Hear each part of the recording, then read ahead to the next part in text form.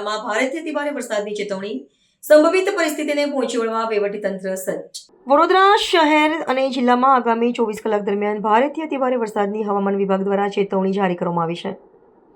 બંગાળની ખાડીમાં સર્જાયેલું deep depression વધુ તીવ્ર બનવાની શક્યતાઓને પગલે જિલ્લા વહીવટીતંત્ર સંપૂર્ણપણે સાબદું બની ગયું છે. સંભવિત આપત્તિને ધ્યાનમાં રાખીને સ્થાનિક તંત્ર દ્વારા પરિસ્થિતિ પર સતત નજર રાખવામાં આવી રહી છે અને તમામ સંબંધિત વિભાગોને એલર્ટ મોડ પર મૂકવામાં આવ્યા છે.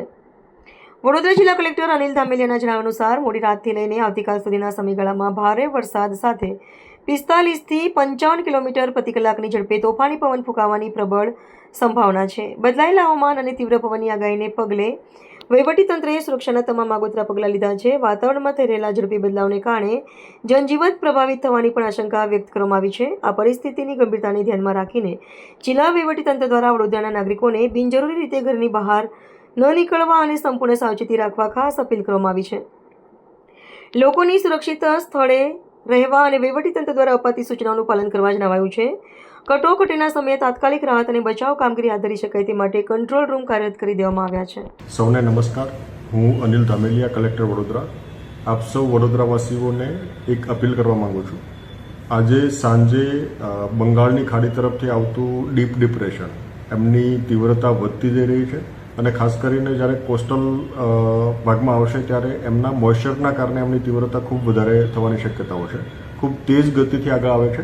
એટલે આ કિસ્સાની અંદર વડોદરા જિલ્લાની અંદર ઘણા બધા ભાગોની અંદર ભારેથી અતિભારે વરસાદ પડવાની આગાહી છે. મોટાભાગે મોડી રાતના સમયથી લઈને આવતીકાલના સમય દરમિયાન આ આગાહી છે. એટલે આવતીકાલે ખાસ કરીને આપણે તકેદારીના તમામ પગલાઓ લેવા જોઈએ.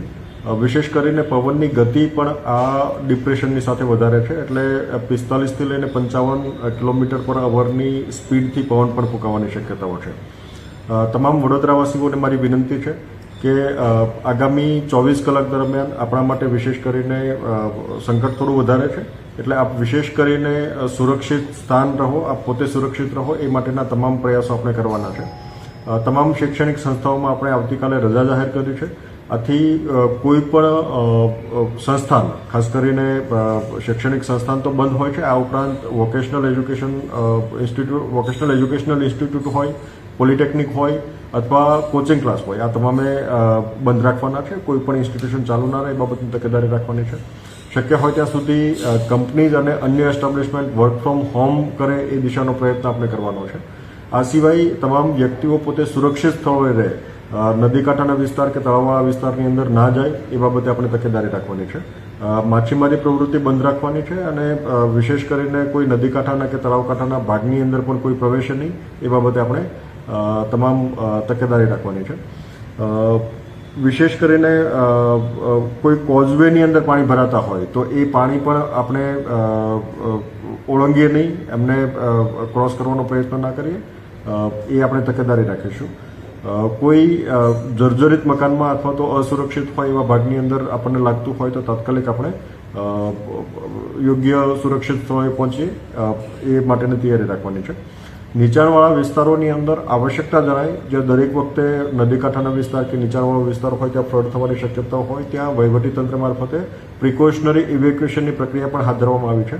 આથી આપ સૌને પણ અપીલ છે કે આમની અંદર એમને સહયોગ આપે. જરૂરિયાત લાગે ત્યાં શિફ્ટિંગ આપણે કરવું જોઈએ જેથી કરીને છેલ્લા સમયે કોઈ મુશ્કેલી ના પડે. સમગ્ર disaster management machinery active mode ઉપર છે. સમગ્ર રાત્રિ દરમિયાન પણ આપણે કંટ્રોલ રૂમ પણ ઓપન રાખીશું. લોકો પણ સતત એક્ટિવ રહેવાના છે. આપણી સમગ્ર મશીનરી એક્ટિવ છે. જરૂરિયાત લાગે ત્યાં આપણે એનડીઆરએફ, એસડીઆરએફ, આર્મી કે એરફોર્સની મદદ પણ લઈશું. પણ આપ સૌને પૂરતી તકેદારી રાખીએ, સુરક્ષિત સ્થળોએ રહીએ અને આપણે પોતાના પરિવારને અને આજુબાજુના લોકોને સુરક્ષિત બનાવીએ એ દિશાની કાળજી રાખીએ એવી તમામ સૌને અપીલ છે. આભાર.